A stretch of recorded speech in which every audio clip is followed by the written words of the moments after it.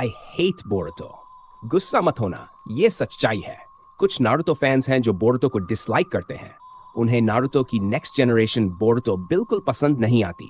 लेकिन आखिर ऐसा क्यों? अब मुझे देखो, आई लव बोरुतो, और सच कहूं तो बोरुतो की वजह से ही तो मेरे वीडियोस पर व्यूज आते हैं।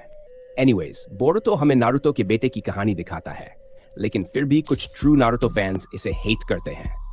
आज हम बात करेंगे उन्हीं रीजंस के बारे में, बोरुतो को इतना हेट क्यों मिलता है। तो सब लोग अपने मोबाइल को अच्छी तरह पकड़ लो और मैं वीडियो शुरू करता हूं। Reason number 10, childish tone. Naruto the most watched anime in the world. तो जाहिर है नारुतो फैंस ने हाई एक्सपेक्टेशंस के साथ बोरुतो देखना शुरू किया, लेकिन उन्हें मिला क्या? चाइल्डिश टोन, एक कार्टून जैसी फील। नारुतो फैंस अब बड़े हो चुके थे, उन्हें चाहिए था मैच्योर कंटेंट, सीरियसनेस और इंटेंस मोमेंट्स। लेकिन बोरुतो ने क्या दिया? डेली एडवेंचर्स, होलसम कंटेंट और minimum action. No high stakes, no intensity, बस हल्के फुल्के मिशन और बचकानी हरकतें। और यही वजह है कि फैंस को बोरुतो इतना वियर्ड और बोरिंग लगता है। जैसे जैसे शो आगे बढ़ता गया, एक्शन पर फोकस बढ़ने लगा। फाइनली धीरे धीरे सीरियस टोन भी आने लगी। लेकिन फिर भी नारुतो फैंस बोरुतो से रिलेट नहीं कर पा रहे थे। इसके बजाय न्यू जनरेशन के बच्चों में बोरुतो ज्यादा फेमस होने लगा, वो बच्चे जिन्होंने नारुतो देखा ही नहीं। और यही बात ओल्ड नारुतो फैंस को और भी ज्यादा फ्रस्ट्रेट करने लगी। Reason number 9, character designs. Naruto से बोरुतो में कैरेक्टर डिजाइन का पूरा चेंज कर दिया। पहले हर कैरेक्टर में अलग स्वैग था, एक अलग ही पर्सनालिटी थी। काकाशी, मिनातो, जिराया सेंस सबकी लुक्स में एकदम लेजेंडरी वाइब थी। और बोरुतो में नारुतो को देखो, साला छीला हुआ आम लग रहा है। होकागे बनने के बाद रिस्पेक्ट तो मिली, लेकिन उसकी लुक की ऐसी तैसी कर दी यार। बाल छोड़े कर दिए, आउटफिट इतना सिंपल कर दिया कि पहचान में ही ना आए।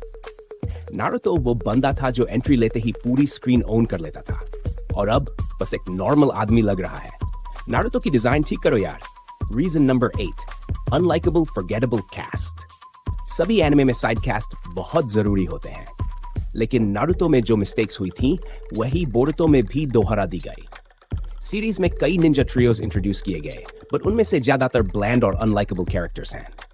नारुतो में कितने सारे बेलव्ड कैरेक्टर्स थे जिनकी एक अलग पहचान थी, लेकिन बोरुतो में ऑलमोस्ट सभी फैंस साइड कास्ट को पसंद ही नहीं करते। ज्यादातर कैरेक्टर्स बोरिंग और अनइंस्पायर्ड लगते हैं। ना उनका डेवलपमेंट ठीक से हुआ, ना उन पर सही से फोकस किया गया। भाई, जब साइड कैरेक्टर्स ही बेकार होंगे तो फैंस को कौन इन्वेस्टेड रखेगा? यही वजह है कि बोरुतो की कास्ट इतनी फॉरगेटेबल लगती है। Reason number 7, double down on the Otsutsukis. Naruto का फाइनल आर्क पूरी तरह से कागुया ओत्सुत्सुकी के प्लॉट ट्विस्ट पर खत्म हुआ था। नारुतो और सास्के ने उसे बर्बाद कर दिया था, लेकिन फिर भी बोरुतो में ना जाने कहां से ये एलियन निंजा टपक पड़े। कागुया ने जहां से क्विट किया था, वहीं से सब कुछ फिर से शुरू करने की प्लानिंग थी। डिवाइन ट्री को फिर से क्रिएट करना और चक्रा फ्रूट हार्वेस्ट करना, फिर से वही चीजें दोहरानी थी। एलियंस ने एक न्यू एरा शुरू किया, लेकिन असल दिक्कत यह थी कि जो चीज सीरीज को आइकॉनिक बनाती थी उसे पूरी तरह साइड कर दिया। विलन्स की बैक स्टोरी कहां गई? नारुतो सीरीज का एक लेजेंडरी लाइन था, विलन्स पैदा नहीं होते, सोसाइटी उन्हें बनाती है। लेकिन बोरुतो में तो इस लाइन का मतलब ही बदल दिया गया। कागुया एक थ्रेट लेवल विलन थी, तो उसका क्लैन भी कागुया जितना ही पावरफुल होना चाहिए था, लेकिन बोरुतो ने ओत्सुत्सुकीज को कमजोर और डिसअपॉइंटिंग बना दिया, और यही पूरे शो को बर्बाद कर दिया। Like why? Number 6, abandoning the Ninja way. The Ninja way original series का टोन, लेकिन बोरुतो में हार्ड वर्क बहुत ही कम दिखाया गया है।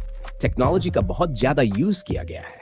नारुतो और बोरुतो एक निंजा एनिमे है जहां पर टेक्नोलॉजी फिट ही नहीं बैठती। बोरुतो में हमने देखा कि बोरुतो ने चूनिन एग्जाम में टेक्नोलॉजी से चीटिंग की। ये नारुतो के निंजा वे को पूरी तरह बदल देता है, और यही चीज फैंस को बिल्कुल पसंद नहीं आती। होकागे का बेटा होकर चीटिंग कैसे कर सकता है? Reason number 5, rushed plot. Story और प्लॉट वो चीज नहीं है जिसके लिए फैंस बैटल शोनेन एनिमे देखते हैं, लेकिन फिर भी ये किसी भी सीरीज के लिए जरूरी होती है। ओरिजिनल सीरीज से लेकर शिपुडेन तक नारुतो को अपनी स्टोरी डेवलप करने के लिए पूरा वक्त मिला था, लेकिन बोरुतो में अब तक उस लेवल के एपिसोड्स नहीं हैं, और most of the story fillers से भरी पड़ी है। फिर भी स्टोरी ऑलमोस्ट एंड होने वाली है। राइटर्स ने कहानी को ऐसे पॉइंट्स तक पहुंचा दिया जहां सब कुछ रिसाइकल लगता है। बोरुतो और कवाकी नारुतो और सास्के की कॉपी जैसे लगते हैं, कभी दोस्त तो कभी दुश्मन। Reason number 4, characters involvement. सिर्फ बोरुतो और कवाकी पर ही इतना ज्यादा फोकस किया जाता है कि पूछो मत। समझ में आता है कि बोरुतो मेन हीरो है तो उस पर ध्यान देना बनता है, लेकिन इसका मतलब ये तो नहीं कि बाकी कैरेक्टर्स को भूल ही जाओ। इतने सारे अमेजिंग कैरेक्टर्स हैं लेकिन उन्हें प्रॉपर स्क्रीन टाइम तक नहीं मिलता। कभी कभी नारुतो, सासुके और कवाकी को थोड़ा अटेंशन दे दिया जाता है, लेकिन बाकी का क्या? मित्सुकी, सारादा, शिकादाई, मेटल ली, इतने पोटेंशियल वाले कैरेक्टर्स हैं, फिर भी उन्हें साइडलाइन कर दिया जाता है। क्या ये कोई मजाक है? स्टोरी में डेप्थ लाने के लिए साइड कैरेक्टर्स का डेवलपमेंट जरूरी होता है, लेकिन यहाँ तो सीधा इग्नोर ही कर दिया गया। बस बोरुतो और कवाकी, बाकी सब गए तेल लेने क्या? सीरियसली, इतना बड़ा वर्ल्ड बनाया, इतने सारे कैरेक्टर्स इंट्रोड्यूस किए और फिर उन्हें बैकग्राउंड में धकेल दिया। फैंस को भी उनकी स्टोरी देखने का हक है ना। Reason number 3, too much filler. आधे से ज्यादा कैनन ही नहीं है।